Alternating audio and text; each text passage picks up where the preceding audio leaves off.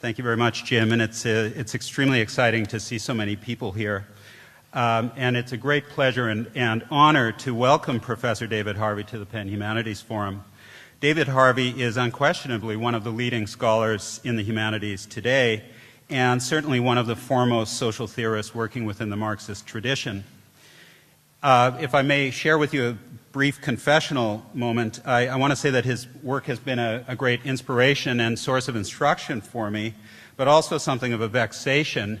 I've just completed a book on post-Marxist theory, and whenever I turned to David Harvey's work, I felt that the whole premise that somehow Marxism had suffered a fatal blow was shaken by the rigor, the comprehensiveness, the vitality, and the urgent relevancy of David Harvey's work. And any time one looks at his work, one also sees that he destroys any facile cliches about leftist dogmatism. In his hands, Marxism becomes a supple tool of analysis, and his work becomes a model instance of the possibility of combining passionate engagement with cool level-headedness, utopian optimism, and balancing realism. David Harvey is the Distinguished Professor of Anthropology at the Graduate Center of the University of New York.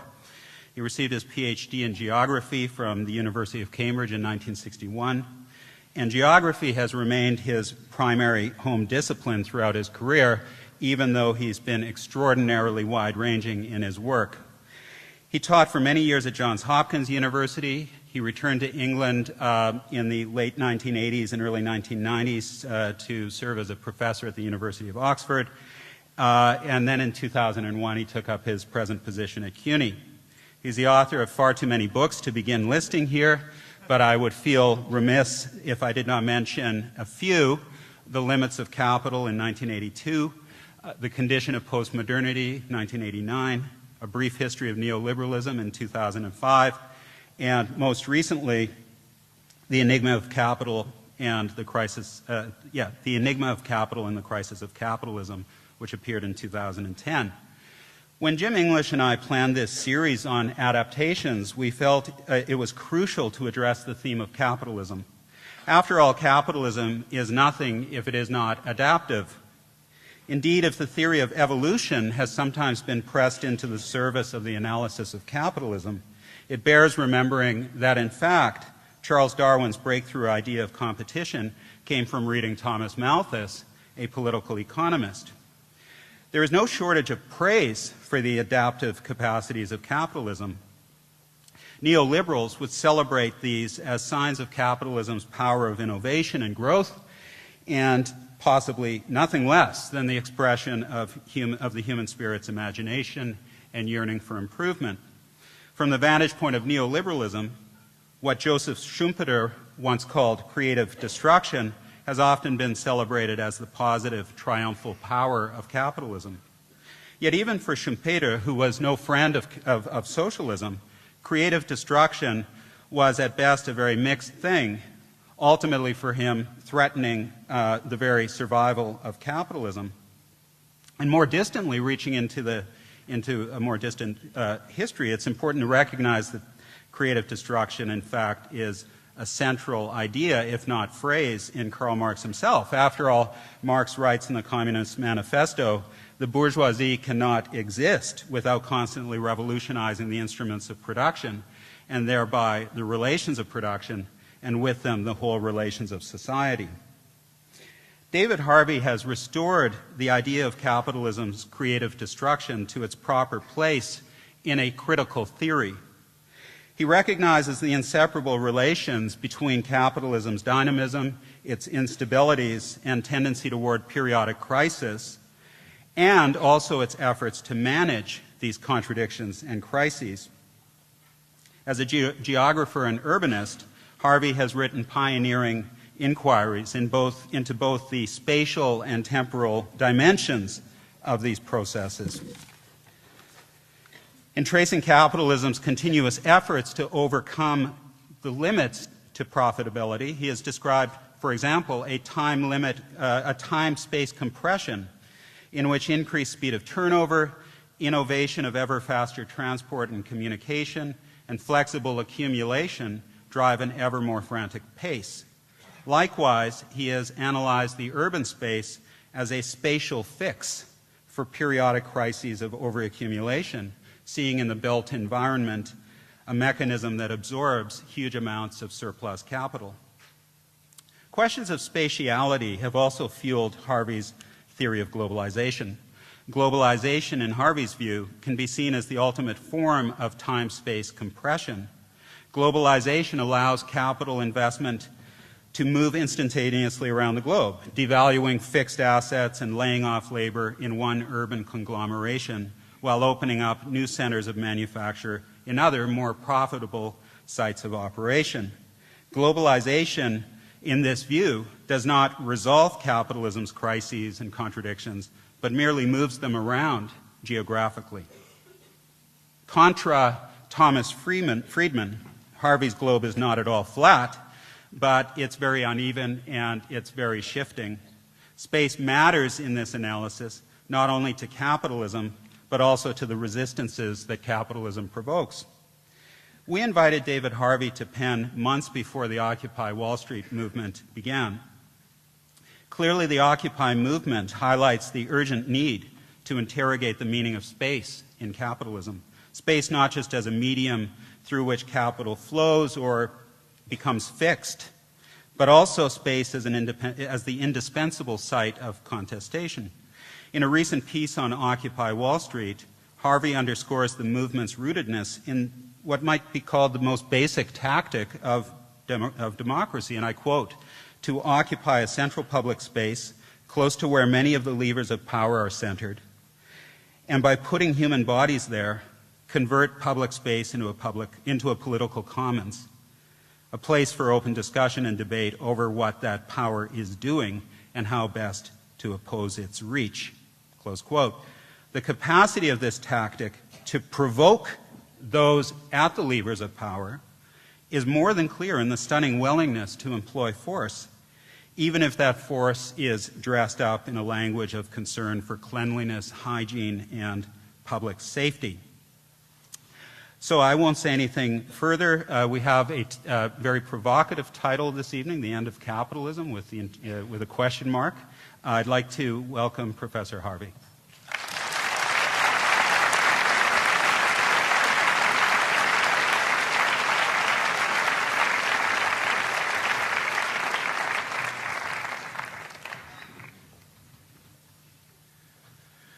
So thank you for that introduction. It was very interesting. You're frustrated. I've been frustrating a lot of people. I recall back in the 1990s I was told that Marxism was dead. And I said, well, actually, I think I'm still alive. and since then I've been riding up a storm just to prove them wrong. It's been a rather great experience. I'm not quite sure where the title of this talk came from. I'm not sure I gave it. Maybe I did. It was a little while ago, and one of those euphoric moments. I said, but it immediately tracks me back again to the middle of the 1990s when I first heard the commentary that it's easier to imagine the end of the world than it is to imagine the end of capitalism. And I heard it from Donna Haraway at that time, and since then it's been attributed to all kinds of people, so where it originated I have no idea. But I think it's worth thinking about it, and I thought, since it was easier to talk about the end of the world, I'd skip this capitalism bit and talk about the end of the world. And you then feel much more reassured. But there's something serious here which I did think I'd like to reflect upon, and so when I saw the title I thought, well, maybe I should think about this, which is, why is it so hard to imagine an alternative to capitalism? What is it that's happened that puts us in a situation where it seems there is no alternative? And when I say there is no alternative, of course, I'm thinking back to the woman who coined that phrase, which was Margaret Thatcher. And she said, there is no alternative. And she said about trying to prove her point. And Thatcher, I think, is an extremely interesting figure for precisely this reason, that she said, I'm not simply out to change the way the economy works and crush the unions, and well, she didn't say that, but I mean that's what she was really saying. Change the institutional arrangements. She said, I'm really out to change the soul. I'm really out to change the way in which people understand their relations to the world, and I'm out to change the conceptual universe in which people live. And it's very interesting to look right now, and this struck me very, very forcibly just recently when I was in Chile, where one of the other heroes of neoliberalization, General Pinochet, operated, where actually you realize that while Thatcher is no longer active in the scene and Pinochet is gone, Pinochetism, if you like, still rules in Chile, big time. Thatcherism rules big time. That actually this idea that there is no alternative has become so deeply embedded in our psyches and in our consciousness that we cannot imagine that there is an alternative to capitalism. And not only there's no alternative to capitalism, there seems to be no alternative to the kind of capitalism we've got. Now, that point about there being, being easier to imagine the end of the world was said to me first in the 1990s, when the need to think about alternatives was not so clearly apparent. I mean, the economy was booming and things seemed to be going fine. Alan Greenspan was busy sort of Delphically saying how the world was doing great. So at that time, it was hard to imagine alternatives. But you would think, after we've been through what we've been through since 2007 or so, that the idea that there is no alternative would surely be sort of thrown to one side. But what I find instead is that actually, at this particular historical moment, there's a tremendous bankruptcy of ideas as to what to do. Back in the 1930s, when there was a crisis, there was at least an alternative theory lurking in the wings, which was, Keynes and Keynesianism and state involvement in the economy. And okay, there was a big battle, and there were also social movements at that time, which genuinely envisaged some mass alternative. I mean, there was the idea of socialism, communism, all those kinds of things were bubbling around. And so in the 1930s, there was a clear sense that there's an alternative, and as things went on, there's got to be an alternative. And ultimately, after World War II had kind of solved the economic problem, after World War II, an alternative emerged in which the state was heavily involved, in which taxation rates, for example, in this country were very high. I like to remind people, I mean, we're told by the Republicans that high taxation rates destroy growth. The taxation rate on the top income brackets in this country in 1945 was 92%. Okay. It never fell below 70% until Ronald Reagan brought it down to 30%. Between 1945 and Ronald Reagan, the average growth rate in the United States, or particularly before the crisis of the 1970s, was around 4 or 5% per year.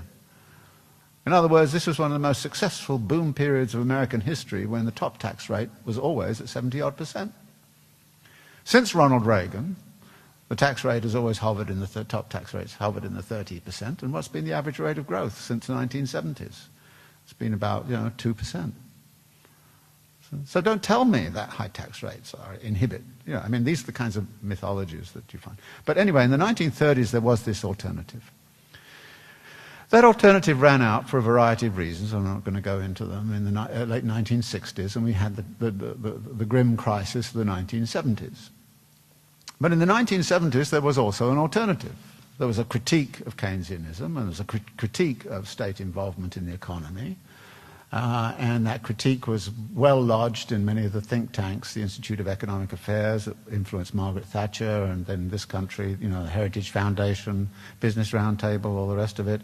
And they'd all been kind of thinking, well, we have an alternative, which is going to solve the problem of the 1970s in a very particular way, which is actually to destroy the power of labor and thereby raise the profit rate and do it in a variety of ways, which included offshoring, it included technological change, it included sort of outright political assault, including coups and military occupations in Latin America and all the rest of it. So there was an alternative there. But when you look right now, you say, where's the alternative? In terms of social movements, in terms of actually thinking. I mean, God, here at Penn, you've got the Wharton School over there. You'd have thought they'd come up with an alternative by now.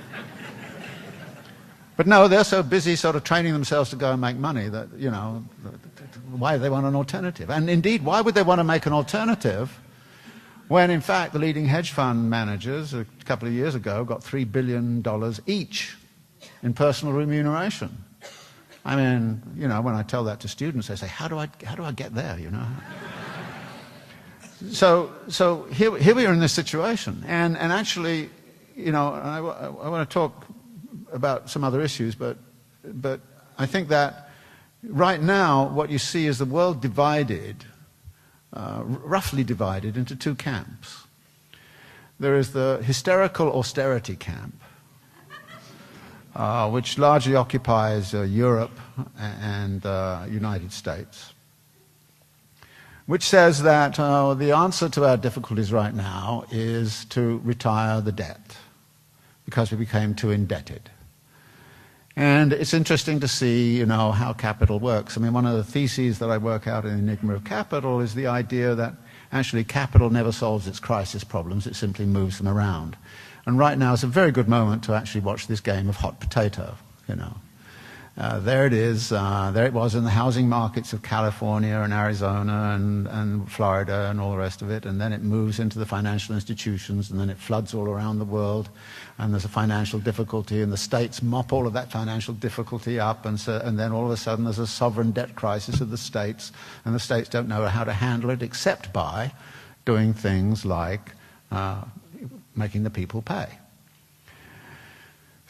And the people at a certain point are going to say, no, we've had enough. I mean, I think the people of Iceland kind of voted not to pay, and I think that eventually there's going to be a lot of movements of that kind, and we're beginning to see that in the Occupy Wall Street kind of thing paying. But notice how you're shifting the burden around. And I was struck by this yesterday. We had a demonstration at CUNY over the increase in tuitions at CUNY. Now, CUNY used to be a tuition-free university. I think that's a great idea. I was actually educated in a tuition-free university system. I got right the way through to my PhD without paying anything. This is a sensible society. When you tell people that, they say, what planet did you live on, you know? And actually, right now, the demands of the Chilean student movement in relationship to Pinochet is we want free education, because the Chilean students are probably in the vanguard of a totally indebted class of people who have to pay for their education right the way through. And people are saying this is enough, and they've occupied the universities now for 5 months, and they're going to do it for another 5 months unnecessarily until they get some answer to this compelling question. But in raising the tuition at CUNY, why is that going on, and how did it happen? CUNY was tuition-free up until the 1970s. Who forced tuition into CUNY? Well, the primary people engaged in that campaign were the Rockefeller brothers. The Rockefeller brothers didn't like the fact that they lived in New York and they paid taxes to support this tuition-free system. And they said, you know, rich bankers in Chicago don't have to do this, and they don't have to do it elsewhere. You know, why are we paying this? We want... So they set up the Business Roundtable, and the Business Roundtable did some incredible things. They hired a mass of independent experts to persuade everybody that actually tuition, that educational standards at a tuition-free university were extremely low, and you've got a very poor education. If you wanted a good education, you'd have to pay tuition. And so all of this was put out, and it was put out in radical journals like the Reader's Digest.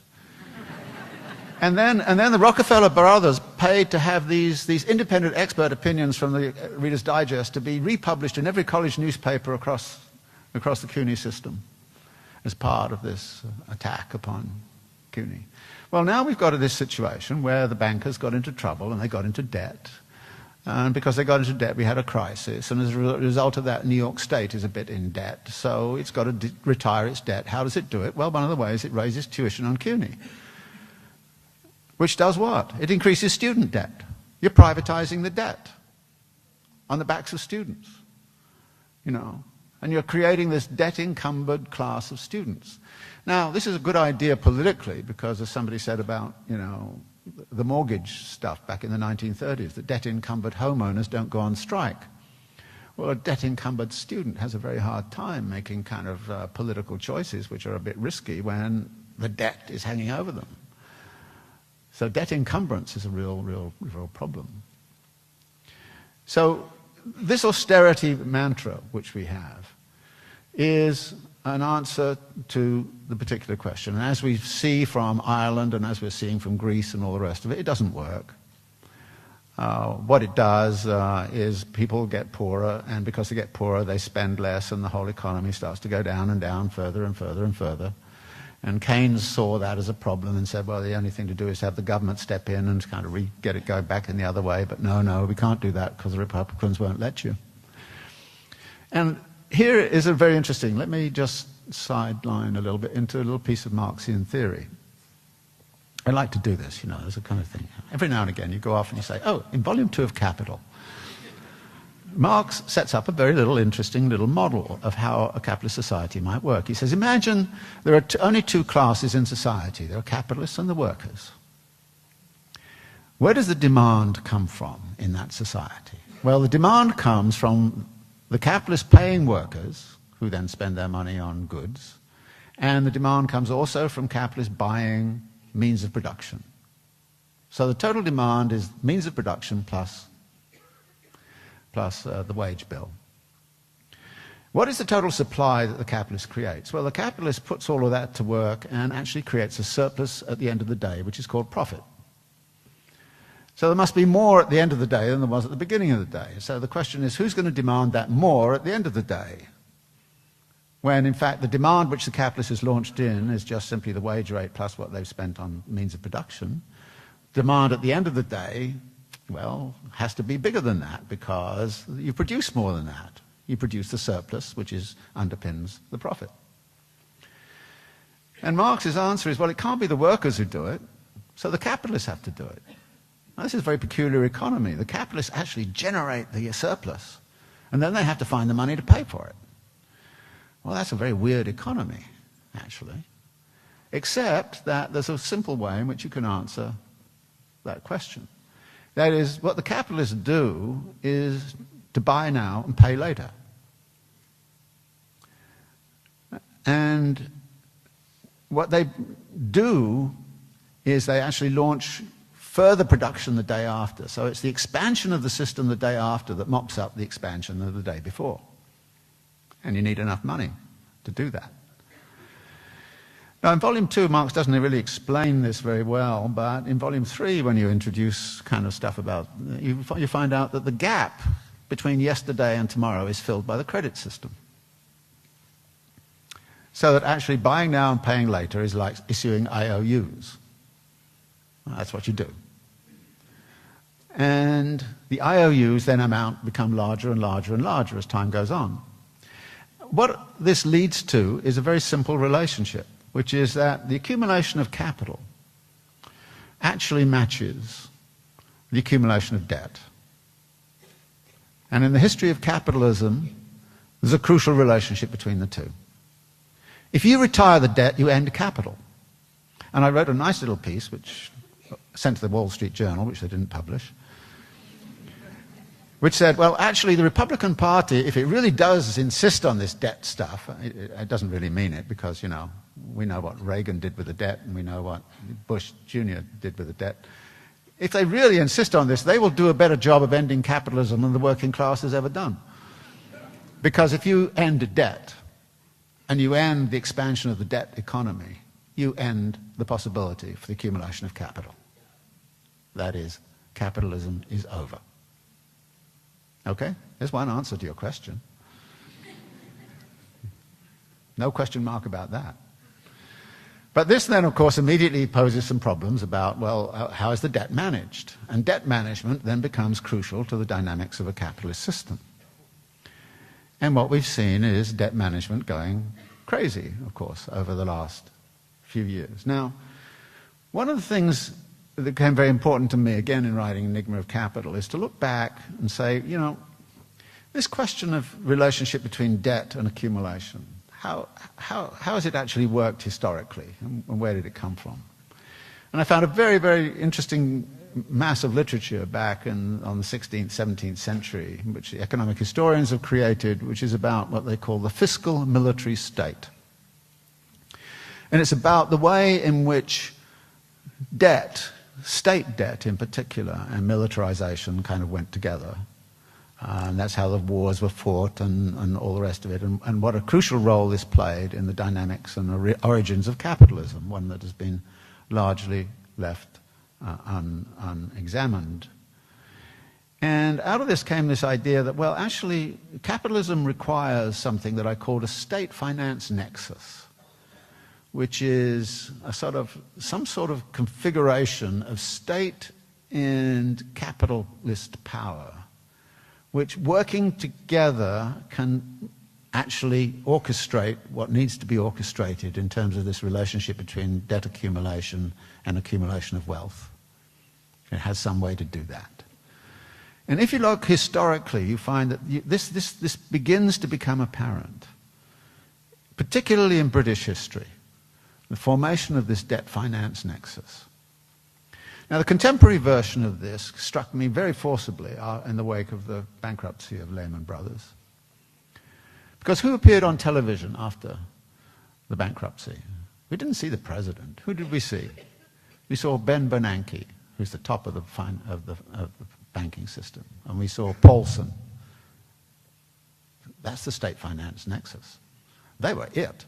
And at that point, they were the ones who came out with bits of paper and said, you've got to do this, you've got to do that, you've got to do this, you've got to do this, you've got to do this. And Bush kind of said, oh, yeah, okay, all right, yeah, fine, yeah, all right, yeah, ooh, ooh. We all were like that. They came out, they decided. That was the state-finance nexus at work. And it was a very, very brilliant thing, because the state-finance nexus, by and large, doesn't want to be seen. It always remains hidden. And there's a great book about the Federal Reserve that is called The Secrets of the Temple. It's almost like a feudal institution, sort of, there, you know. It's a bit like the Vatican, that you can't tell what's going on, and, you know, you expect the Federal Reserve to pump black smoke out of its at one point or other, or white smoke on another day, you know. So you kind of, it's very powerful. Now, actually, this history is wonderfully recounted in a number of ways. And quite by chance, I read a historical novel by Hilary Mantel called To Will Fall, which is about a man called Thomas Cromwell. And actually, the subtext of that book is about the formation of the state-finance nexus. It's about the way in which the monarchy had to negotiate with the merchants, and the merchants connected to the monarchy. And, you know, Cromwell was the one guy who kind of, after working with Cardinal Wolsey, figured out you follow the money and then you know where everything is, you know, that's what it's all about. And so he was the one who was crucial in creating, if you like, the origins of this finance, state-finance nexus. Now, how does this state-finance nexus work, and what is the balance of power within that state-finance nexus? And this is, I think, seems to me a kind of crucial question, because what we see, we don't really see this very easily. You have to look for indicators of it. But let me give you what I think was perhaps the crucial moment when we saw a switch of power relations. And that switch of power relations was most clearly revealed to me when Bill Clinton was elected to the presidency. And there is this story, which I'm assured was not apocryphal, where he was sitting with his economic advisors, but even before he was sworn in. And being Bill Clinton, he was always thinking about, well, how do I get re-elected and all this kind of stuff. And he was asking his economic advisors, you know, what to do in terms of economic policy and how to do it. And the advisors were telling him things, and he was getting irritable and more irritable. And at the end, he burst out and he kind of said, you mean to say my re-election chances and all of my economic policy has to be geared to the ideas of a bunch of fucking bond traders? And the answer was yes. And look what Clinton did. He came in promising us universal health care. What did he give us? He gave us the WTO, he gave us NAFTA, he gave us the reform of welfare as we know it. He actually is partly to blame for this whole kind of subprime fiasco because that's, you know, the 1990s, that's when you started to bottom feed in the housing markets.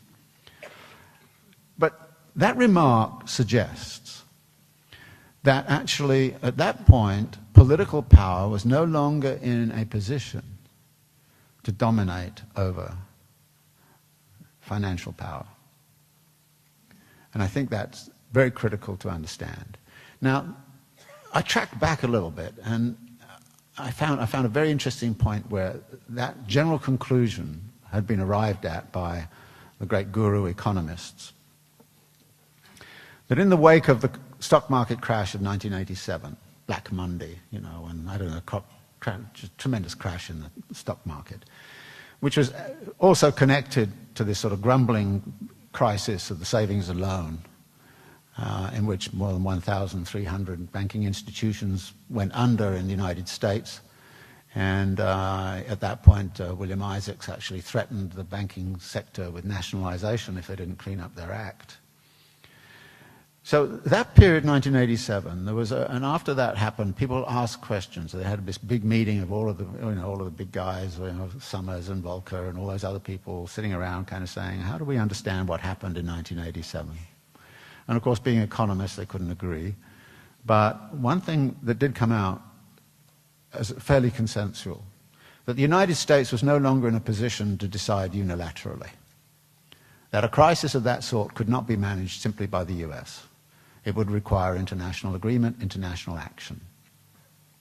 And I think that that was a very, before that, if things happened, the United States unilaterally would do this or unilaterally do that or strong-arm people into doing something. It was the hegemon, as we call it. It dominated the world system. It was able to do what it wanted to. But in 1987, it suddenly found it couldn't do it. And thereafter, what we've seen is a growth, as it were, of this whole kind of question of where's the political power located that can manage this whole system? And we saw in the wake of Lehman Brothers that the G7 and the G8 were not enough, and we went to the G20. Notice what you're doing is you're looking.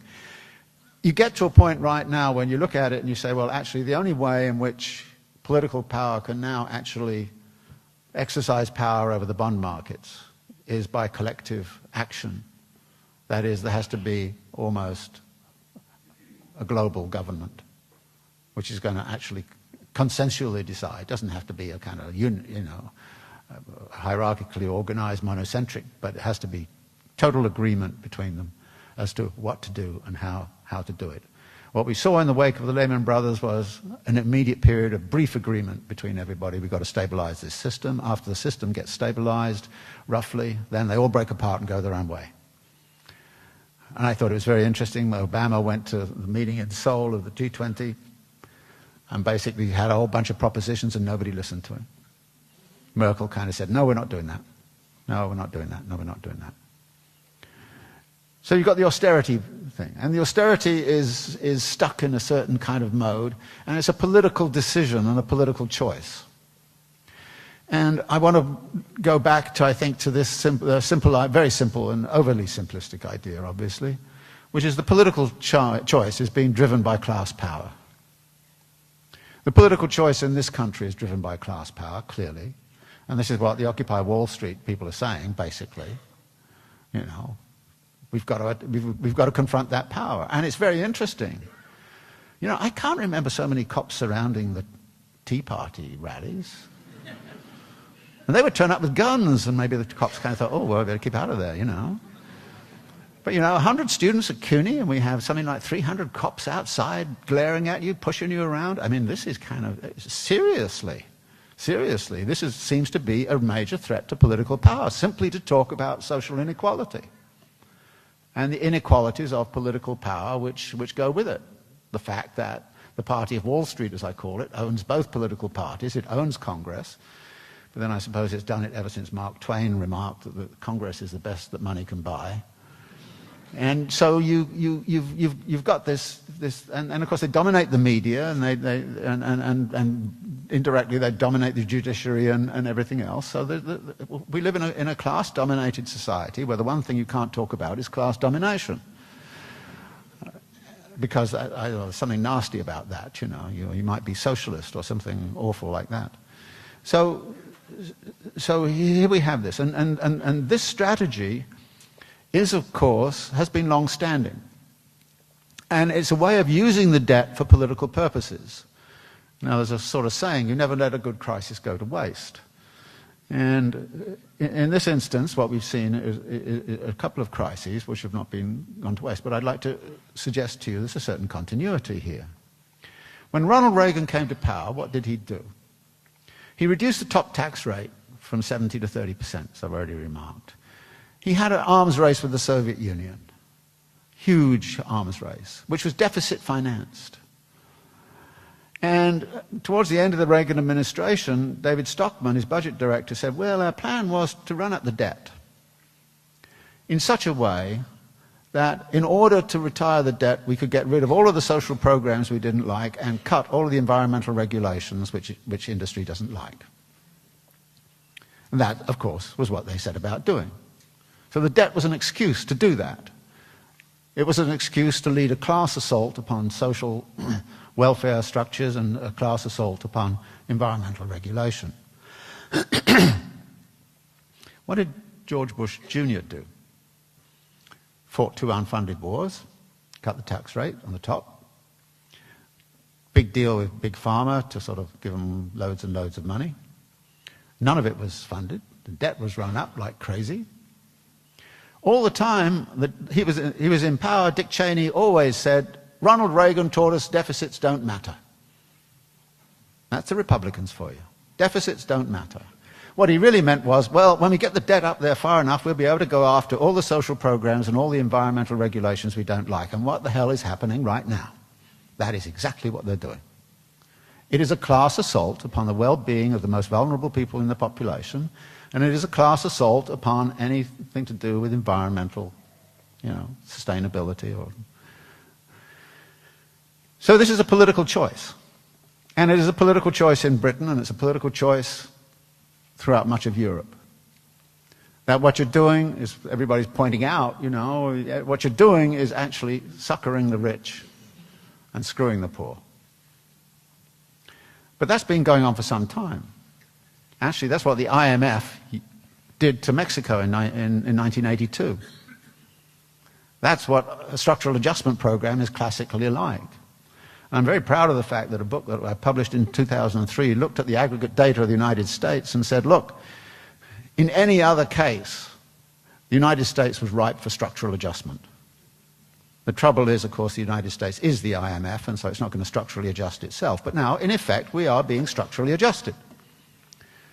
And actually, the powers that be are busy pushing that structural adjustment on us. Now, that's one part of the world. The other part of the world is doing exactly the opposite. It's not going into the, so it hasn't got the monetarist theory, and it hasn't got all of the kind of, all of that, Milton Friedman stuff. The other part of the world, based in China, is doing exactly the opposite. They're in effect doing a Keynesian program. Now, China, for whatever reasons, didn't sort of decide it was a good idea. But again, political forces were very, very significant. In China, they are deadly scared of major unrest on the part of a population which has a long history of being pretty restive at various times. And in 2009, at the beginning of just around the beginning of 2009, just after Lehman Brothers had gone under, the Chinese, in about 3 months, lost 30 million jobs because the export industries crashed. 9 months later, the IMF did a study which showed that the net job loss in China was 3 million, i.e. the Chinese had managed to recuperate 27 million jobs in about 6 months. How the hell did they do that? Well, one of the things they did was to launch an enormous physical infrastructural development program. It was equivalent to what the United States did with the interstate highway systems in the 1950s and 1960s. They built whole new cities. They built high-speed train networks. They, their stimulus package, just simply by the central government, was about the equivalent to that which the United States had set up. But it also turned to the banks and said to the banks, lend. Now, there's a wonderful moment, if you've seen the movie Too Big to Fail, or read the book by Sorkin about Too Big to Fail, right at the end after they've struck this deal and they've made the banks accept all this money. And Bernanke says, well, I hope that they'll lend it out. And Paulson says, oh, of course they'll lend it out.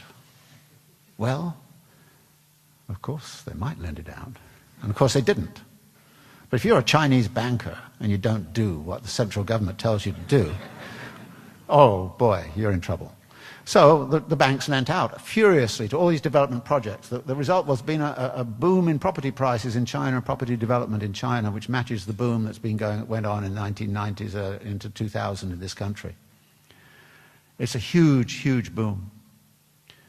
And as a result of that, the Chinese, of course, have actually launched demand into the rest of the world economy at a huge rate. The Chinese have consumed half of the world's steel output in the last 5 years, half of the world's cement supplies.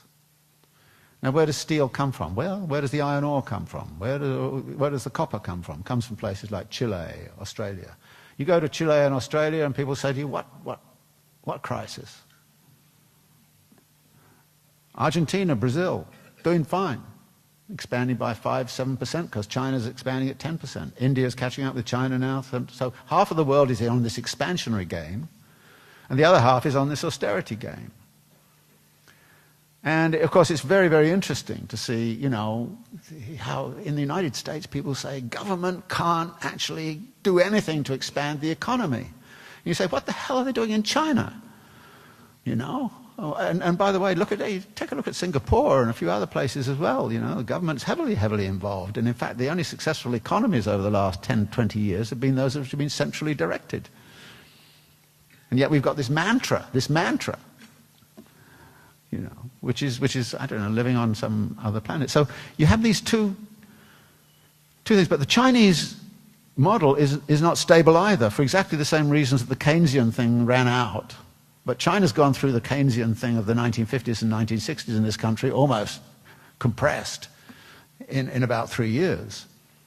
And one of the things I started to get nervous about was the great bugaboo of the Keynesian thing, which is strong inflation. Inflation in China has been edging upwards and actually zooming upwards. And of course, inflation in many of the other countries around it, in Argentina, Brazil, and so on, has become a real problem. So here you have deflation, and there you have inflation. One half of the world is being monetarist, and the other half is being Keynesian. Well, we've tried both of those solutions sequentially in time, and they didn't work. Now we're trying them geographically, half and half of the world doing this, and the other half doing that. Neither of which is going to work. So where's the third solution? And in the China case, they started to cut back, and it's very interesting. Just today I read, they started to cut back a few weeks ago, and suddenly property prices started to crash in China. They went down by 20% in about 3 months in some of the key cities in China.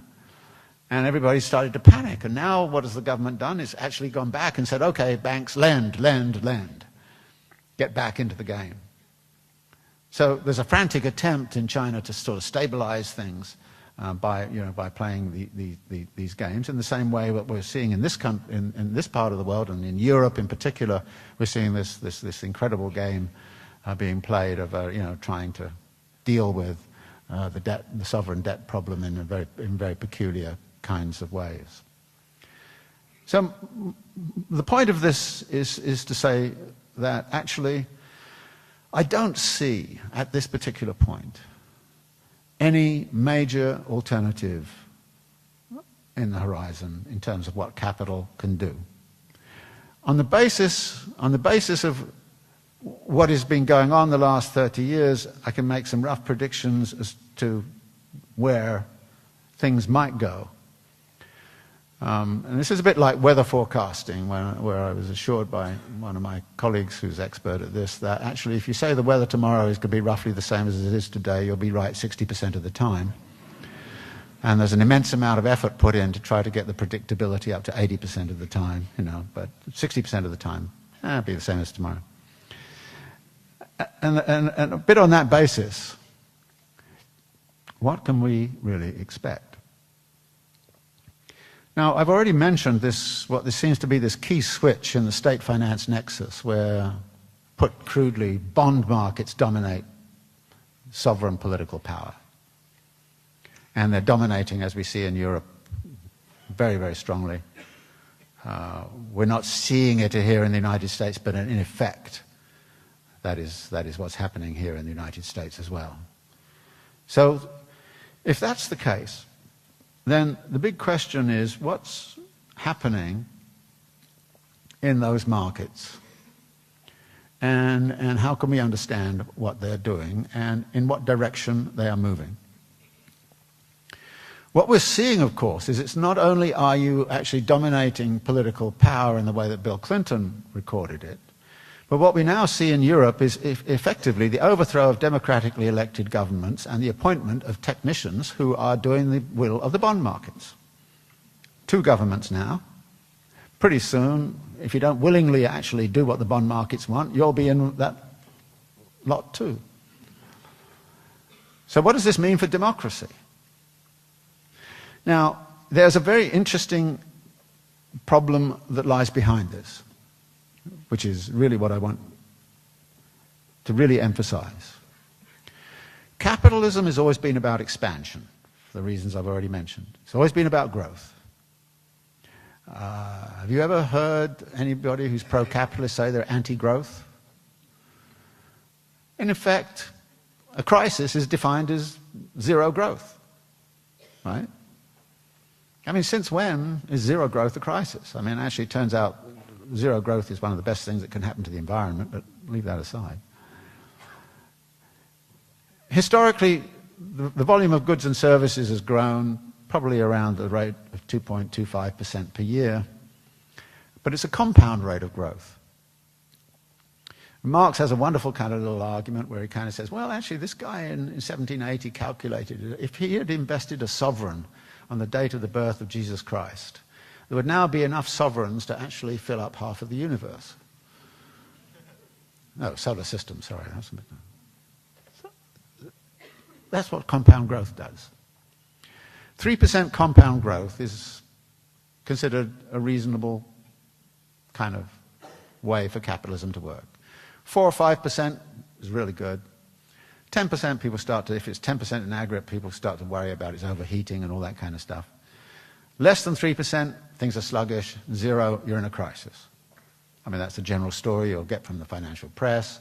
You'll find everybody saying, we've got to get back to 3% growth. Oh my God, next year there's a forecast in the United States, it's going to be 1.2%. What are we going to do? This kind of stuff. So capitalism was about growth, and it's about compound growth. 3% compound growth back in 1780, no problem. 3% compound growth right now, real problem, real problem. Because when you think of the global capitalist economy and where it is, the frontier has closed. I mean, the Soviet Union collapsed. That's now opened up. China has entered the system. There's no geographical frontier. I mean, okay, parts of Africa haven't yet been fully absorbed, and there are parts of Central Asia, but relatively. But basically speaking, in the same way there was a big impact when the frontier closed in this country back in the sort of 1890s or whenever. So the frontier, the geographical frontier has closed. There's no way in which you can expand the system. Now, that doesn't mean there's no geographical outlets, because you can go, as was mentioned earlier, do some creative destruction. You can deindustrialize all of the United States, which has happened. You can deindustrialize much of Britain, and then you can, turn them all into sort of condominiums and shopping malls and all kinds of things like that. So, yeah, you can readjust the whole geography internally by intensification and transformation. But one of the things you will notice, and this comes back also to this notion of weather forecasting about tomorrow is going to look like today. One of the things you will notice since the 1970s onwards is that as finance has become more liberated and can go and do its thing, it's become more volatile. it started actually to develop completely new market structures. Many of them are actually rather old, but were very minor, but they became major very quickly, like hedge funds and the like.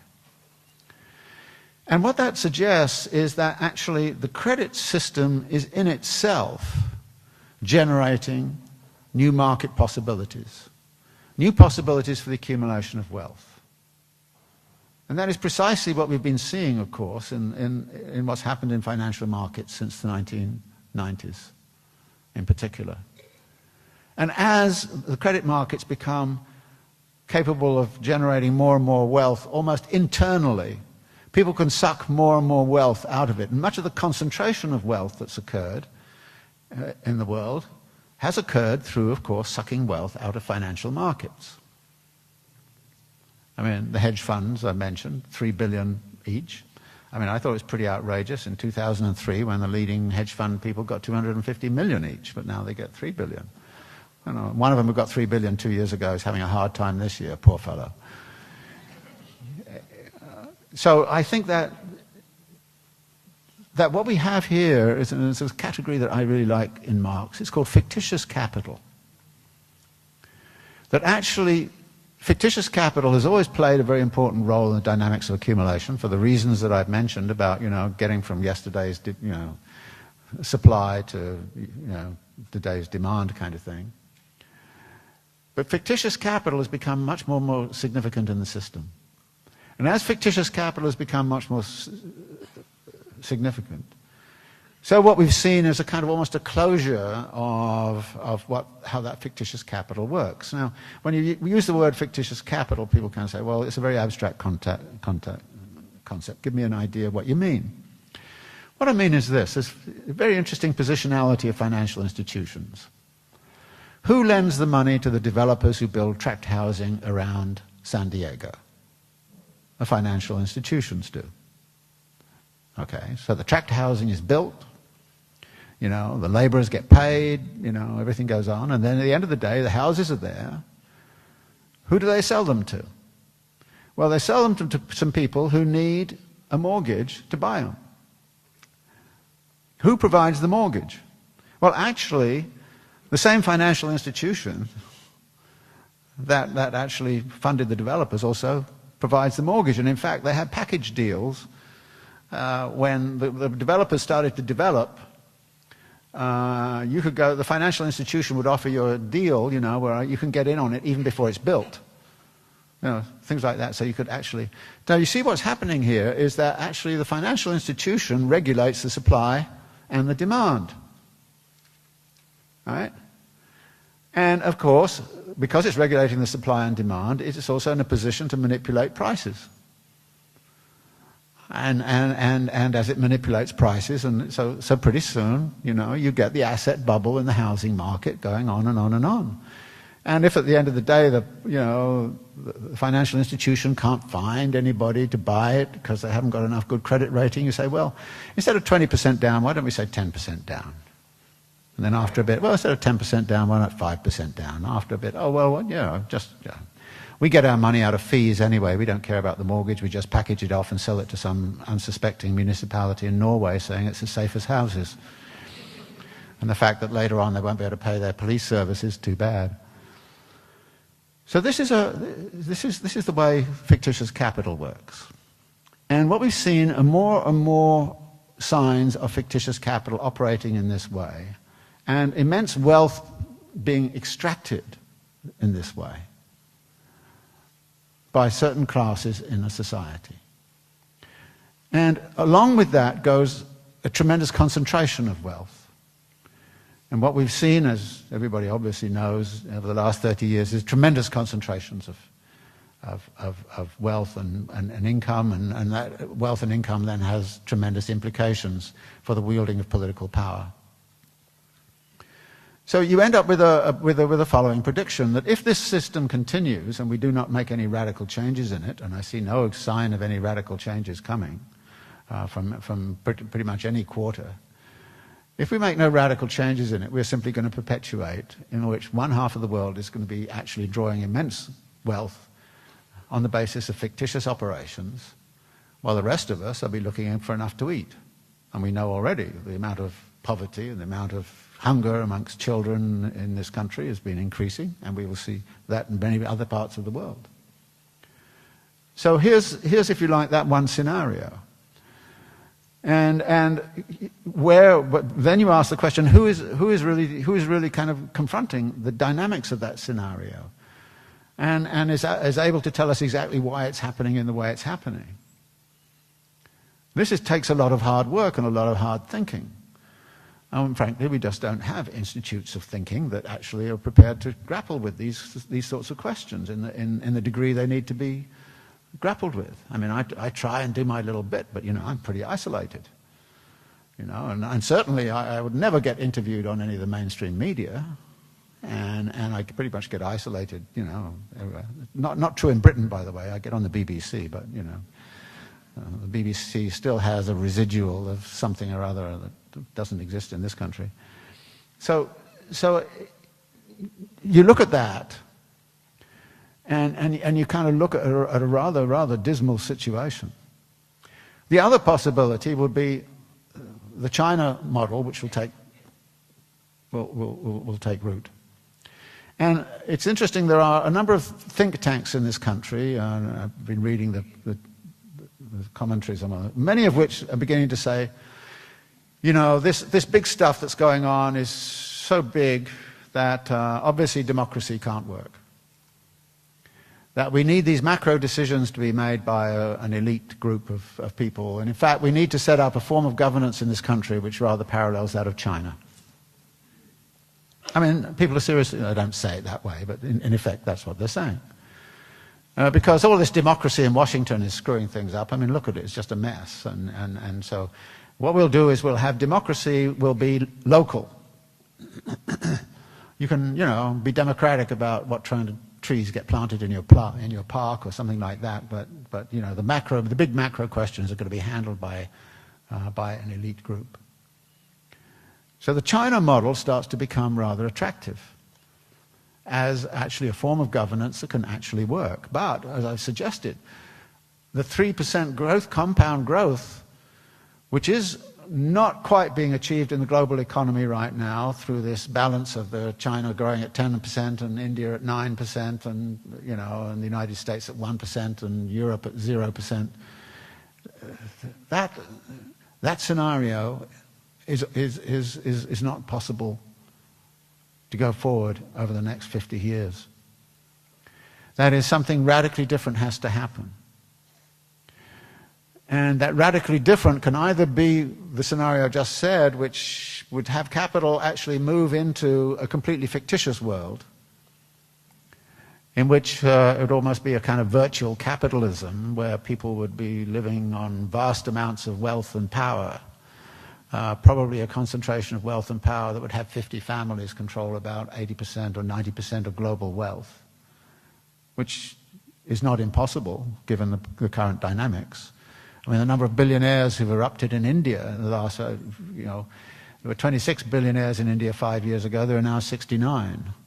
The billionaires in China are now catching up with those in the United States. So, you know, these concentrations of wealth are already there, and they're not going away. They have not been hurt by the crisis. In fact, they've increased during the crisis. So you either look at an increasingly polarized society in which the wealthy will live in their ghettos and the rest of us will be sort of scrabbling for scraps around everywhere else. It's either that, or else there's going to be some sort of radical eruption against all of this. And then the question arises, well, where do you start and what do you have to do in order to devise an anti-capitalist economy? What would an anti-capitalist economy look like? Now, to me, that is in itself an extremely interesting question. Because what it has to do is to actually talk about what is the nature of capital and what is it that we have to be anti. And there are two arguments, again, that come out of Marx, Volume 2. The first is that money is not capital. Commodities are not capital. Even the buying and selling of labor power is not capital. What is capital is a class relation between capital and labor in the act of production that allows capital to extract a surplus from the work of the laborer. What that leads to is to say, well, the alternative to capitalism has to be worker self-management. And Marx again and again actually says the associated laborers in charge of their own production processes, making their own decisions, should be the base of any alternative system. Now this is odd, because Glenn Beck and others always goes on about how, Marxists are always about state domination, about this and that and that and that's not true. Marx was about the associated laborers controlling their own production processes. But, the end of Volume 2, you have a problem.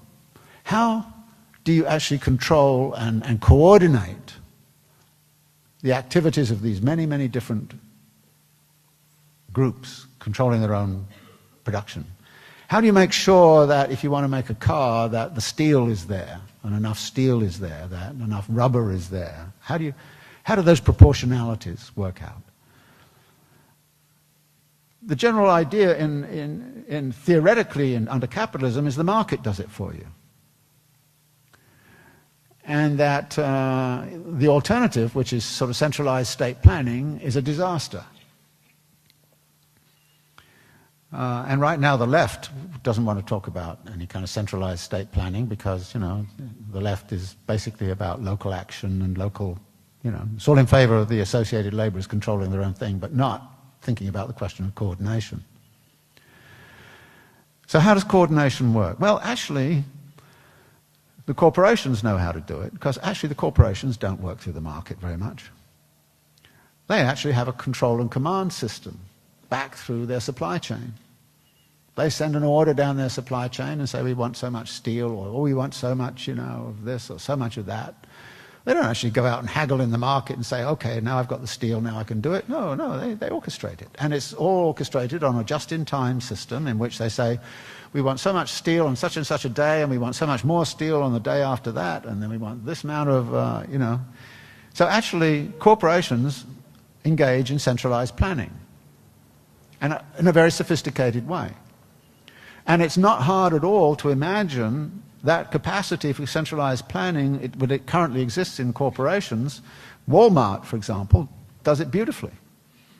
It's not hard to imagine taking that over and turning it to a social purpose instead of turning it into mere profiteering. And when I say that to people, say, you like Walmart? And my answer is, well, they've come up with some techniques that we can use. And we shouldn't run away from talking about those techniques just because Walmart has it. We should really study those things and figure out how it works. Because the one centrally planned economy, which really worked extremely well, was World War II in the United States, which was when Roosevelt called all the corporate heads to Washington and said to them, you know how to plan all this stuff, get it done. We want the ships, we want the tanks, we want the aircraft, and we want it done, and we want it done fast. And boy, did they do it well, and boy, did they do it fast.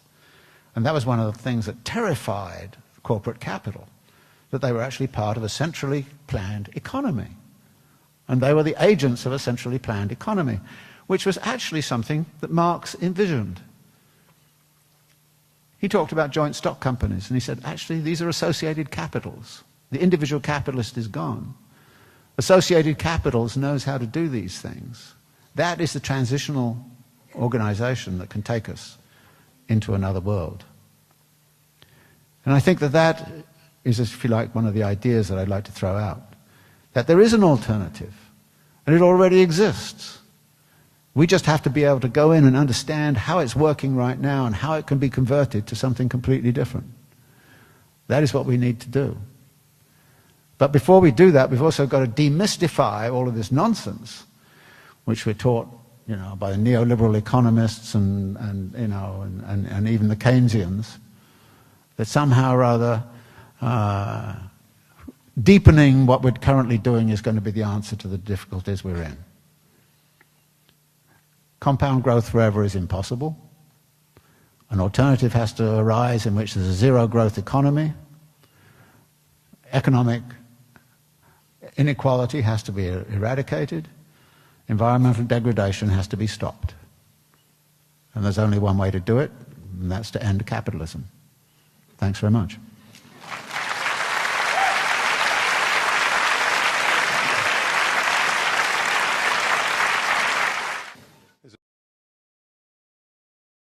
given the Supreme Court decision granting corporate personhood, what are the chances that's going to make it much more difficult to end capitalism? And is Russ Feingold, in his efforts to undo that, a worthwhile first step?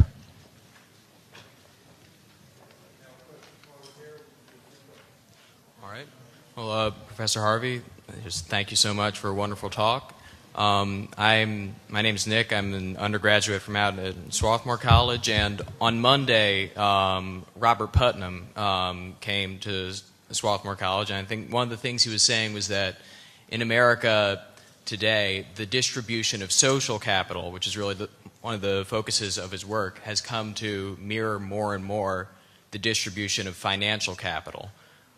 So the distribution of goods and social organizations, such as education or involvement in church. A lot of these forms of social organization have come to be increasingly centered, or class divided rather. And I'd just like to ask if you think that's the case and what you think the implications of that are for, the continuation or end of capitalism.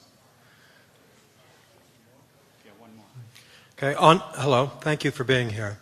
On my way over here tonight, I was hearing the news about President Obama campaigning for the extension of the payroll tax deduction, the reduction, I think it's 3%, whatever.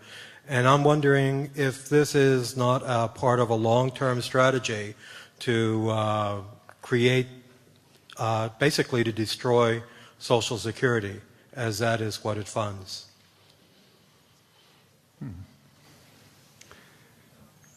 The personhood of corporations, I think one of the more serious things that happened historically, and I think I heard somewhere the other day that actually it never came about, it really came about by accident and subterfuge that people started to treat corporations as individuals. And I think that actually rolling that back is a very crucial part of the immediate reform requirements. So I'm very much in favor of withdrawing that. I mean, I do have this kind of problem that if you treat them as persons and you can't put them in jail, then what does that do? Social capital and financial capital, yes, I think they go very much together, and I think that this is the financialization of pretty much all aspects of daily life is becoming a very, very serious issue for many people, and that relationship. I mean, it's a dialectic, if you will, because on the one hand, you need financial capital in order to get the social capital, and then the social capital is the means to get the finance. And so the two go together, and you see a lot of that going on inside of the educational system. I've lost count of the number of times when I ask sort of kids, for example, sometimes casually, well, what do you envisage doing when you graduate? And they say, well, I'm going to go and make money. You say, well, is that the only ambition you have? Well, yeah. What else is there? You kind of go, well, actually, there's a lot else, but I think, but this is what I mean by, we're all neoliberals now without knowing it, and we're all kind of Thatcherites without knowing it. And it's so deeply ingrained now in our ways of thinking that we, I mean, even I wake up in the morning and go and check my financial capital, and particularly my pension fund, and say, "Oh my God, another day it's gone down another 5%." But so we get that involvement, and I don't know. I'm not so sure about this payroll tax thing. I think in the immediate, I mean, I would worry about Social Security for other reasons, but for obvious reasons, but. I think this is the only way that Obama, who would like to do some modest Keynesian kind of stimulus, can get it through by putting the Republicans in such a box that they can't really say no. And to the degree that financial stimulus is going to be absolutely crucial to his re-election chances, then I see it more as a sort of short-run kind of an attempt to get a bit of a mild stimulus through this payroll tax extension. I don't attach anything more sinister to it than that. But it could, of course, impinge upon the future of Social Security, but I think that's another kind of question that can be resisted in its own right. Yeah. Yeah, thank you, Professor Harvey. I just have a question. I'd like to hear some of your comments on what's taking place in Latin America, particularly a lot of the social strides in Venezuela, Bolivia.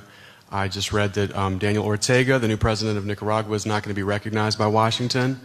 So kind of something along the lines, do you think Washington is threatened by what's going on in Latin America? Do you think that the Bolivarian Alliance for the Americas can be a significant way to keep the money circulating within Latin America? Do you think there's a hope there for kind of another alternative possibly in the near future?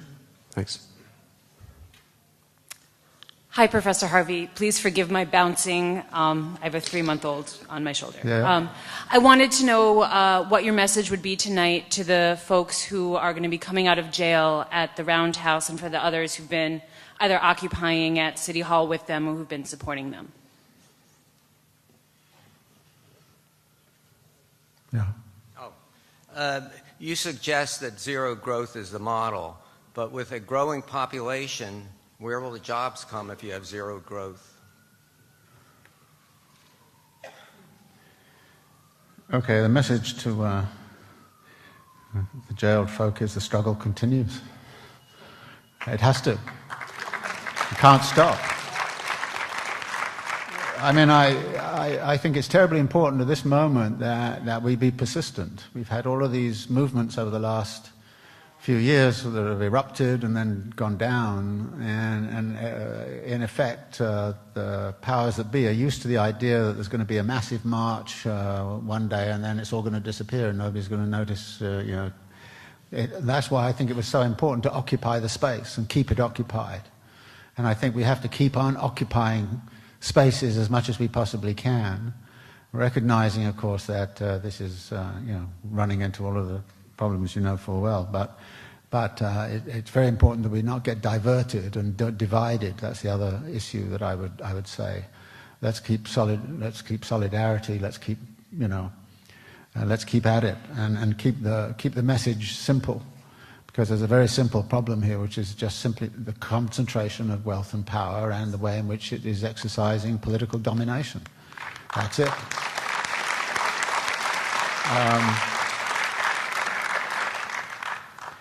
Latin America is a very diverse place. I mean, I get nervous about lumping everything together in Latin America.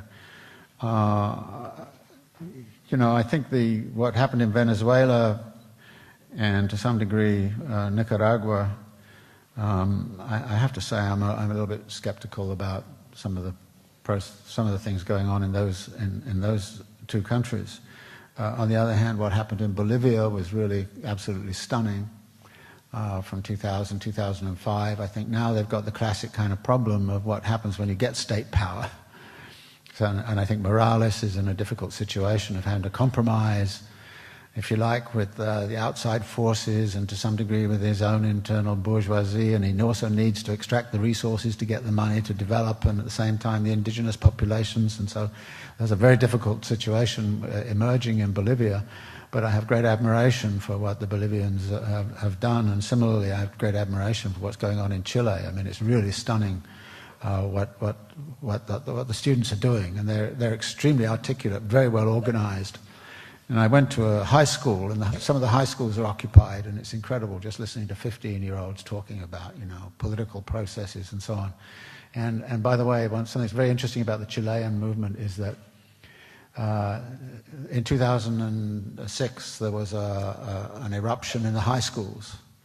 This is the same cohort that did the eruption in the high schools in 2006 that's now in the universities. They know what they're doing. But they've been at it for 5-10 years, and I think we have to also imagine ourselves being at this for 5-10 years, because this is not going to be solved very easily. Political power is incredibly nervous. I mean, you can see by the way in which they're orchestrating police presences and all this kind of stuff. It's just kind of just amazing. So it's going to be a long haul. Sorry, what was the last question? It was zero growth. Yeah, you know, I've been around a long time, and I've heard that actually the problem of global poverty can only be solved by redistributing out of growth. That's what I've heard since 1950. I'm old enough to remember what they said in 1950. It never happened. It's got worse. Now, if there was going to be real redistribution out of growth, I would say, yeah, let's have a bit more growth then. And I think I'm not against growth everywhere or of every sort. You know, obviously, you've got to be nuanced about it, and there are some parts of the world where growth, I think, is probably necessary. Yeah, but you know, some of the growth you see around in the United States, do we really need that? You know, I mean... And a lot of that growth is around crazy consumerist kind of nonsense and can easily be dispensed with. And then you kind of say, well, you know, but if people are not going to consume, then where are the jobs going to come from? Well, you know, this is like, you know, I used to have these big fights with my mother. My mother says, you can't get rid of capitalists because they give us jobs. And you say, excuse me, there are all sorts of other ways you can get jobs. I mean, we can go out collectively and do stuff. I mean, there's loads of stuff needs to be done. I mean, there are schools falling apart. There are all kinds of things. You know, loads of work needs to be done. All we need to do is to find adequate incomes and adequate, you know, living wages and things like that for all of those jobs. And if we took the billions that are earned in 1 year and distribute them around and sort of had living wages for you know, thousands of people, then you know, you'd have the jobs and much more useful things were being done. I mean, you know, so I think it's perfectly compatible to have a zero growth and considerable redistribution of resources that allows everybody to have a decent standard of living. I mean, right now you have half of the world living and getting obese because it can't, you know, it keeps on consuming far too much, and the other half is trying to live on less than $2 a day. It doesn't make sense. It doesn't make any sense whatsoever. So I think that it takes a political movement to redistribute, but a lot of redistribution has to be pushed into the political agenda.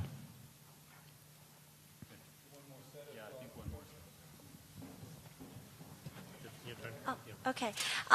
Thank you so much for the wonderful talk. I have a questions in thinking about an alternative future and also in relation to the Occupy movement. In my personal opinion, the Occupy movement is not a singular movement. It's only a beginning to to an alternative future. So towards the end of your talk, you talk about how we can actually learn from institutions like Walmart and just-in-time management. And I just wonder if you have any specific comments about how we can actually integrate these technologies into future social movements.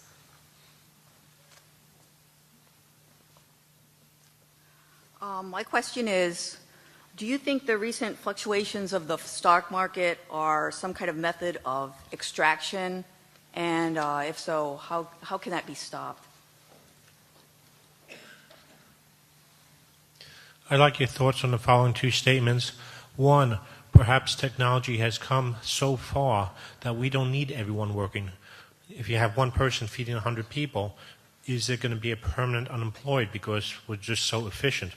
The second thing is overpopulation is surely a fundamental driver of many problems, and sooner or later we're going to hit into an environmental wall.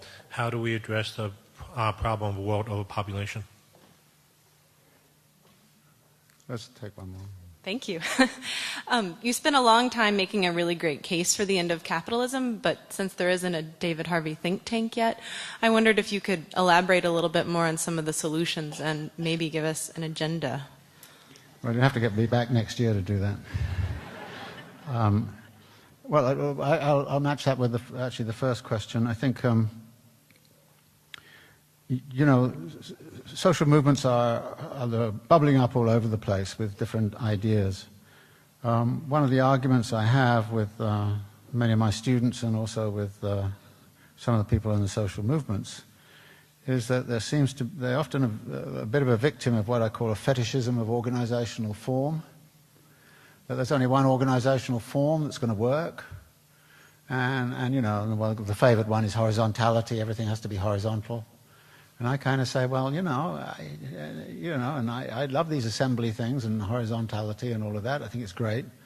On the other hand, you know, if I'm, and I say, imagine you're on a jet and you're flying across the Atlantic, and all of a sudden the pilot comes on and says, well, we've got a bit of a hold up here. The air traffic controllers in New York City have gone into assembly mode and are now deciding whether they prefer United Airlines to Continental in terms of their labor practices.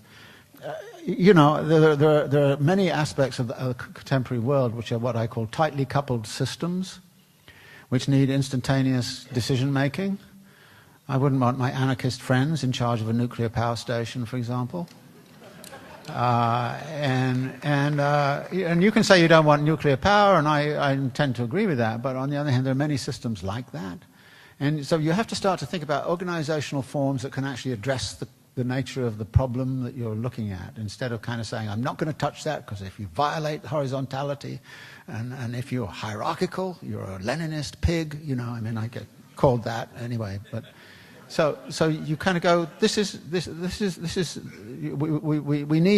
we need to think through organizational forms that the left are using. And again, I was very impressed with the Chilean students. I mean, it's very democratic, but they're not frightened of leadership. They're not scared about having leaders, and leaders' job is to lead, and at the same time there's a strong control over what leaders can do. So, and this was true also in Bolivia, and if you look at what happened in El Alto or something like that, you see all these mixes of hierarchical forms and horizontal forms. So I think the left has to think about that and be prepared to say, you know, well, let's look at the organization of Walmart, and it's the efficiency of Walmart in terms of delivering goods. I mean, let's face it, in a socialist society, we would like things to be efficiently run.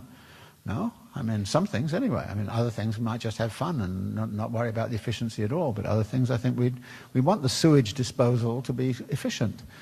And so things like that, I think, you know, have to be sort of factored in as to what the alternative might look like. The fluctuations in the stock market, I think it's all over the place because, you know, it's a lot of it's computer driven, and I don't think there's any way in which it's easily manipulable. I think it's just driven by, you know, all over the place sentiments, although people have organized ways in which they can make money when the stock market goes up and make money if it goes down, which is the genius of much of the financial system. Overpopulation. Now, this is very interesting. The problem in Europe is not overpopulation. It's lack of population. I mean, the big problem is that there are zero population growth. Now, the answer to that, of course, was to open the borders to immigration.